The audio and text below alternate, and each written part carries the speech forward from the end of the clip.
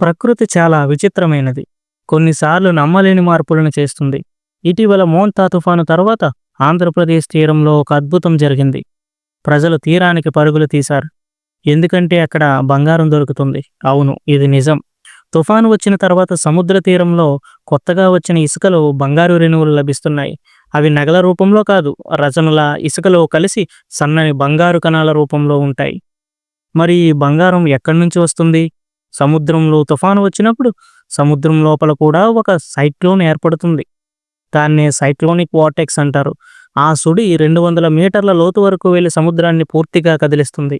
అలా సముద్రంలో ఉన్న పాత నౌకలు, మునిగిపోయిన ఓడలు కదిలిపోతాయి. వాటిలో ఉన్న బంగారం కాలక్రమంలో రాపిడి వల్ల రేణువులుగా మారి ఇసుకలో కలుస్తుంది. తుఫాను తర్వాత అలలతో కలిసి ఆ బంగారు రేణువులు తీరానికి వస్తాయి. ఇలా కాకినాడ జిల్లా ఉప్పాడ బీచ్ దగ్గర ప్రతి తుఫాను తర్వాత బంగారు వేట మొదలవుతుంది. ప్రజలు కొత్తగా వచ్చిన ఇసుకను వడకట్టి బంగారం కోసం వెతుకుతారు. ఒక రోజంతా వెతికితే 1000 రూపాయల బంగారం దొరుకుతుంది. కొన్నిసార్లు అది 5,000 రూపాయల విలువైన రేణువులుగా కూడా జరుగుతుంది. ఇక ఉప్పాడలో బంగారం ఎందుకు ఎక్కువగా దొరుకుతుందంటే, కాకినాడ ఓడరేవు దగ్గరే శతాబ్దాలుగా నౌకరాకపోకలు జరుగుతున్నాయి. పాతకాలంలో మునిగిపోయిన ఓడలలోని బంగారం ఇప్పుడు ప్రజలకు రేణువుల రూపంలో లభిస్తుంది. ఇది కేవలం బంగారం వేట కాదు, ప్రకృతి ఇచ్చే అద్భుతం. ఒక తుఫాను తర్వాత ఆశ, ఆతృత, అదృష్టం అన్నీ తీరానికే వస్తాయి. ఇది ఉప్పాడ బీచ్ యొక్క గోల్డెన్ సీక్రెట్.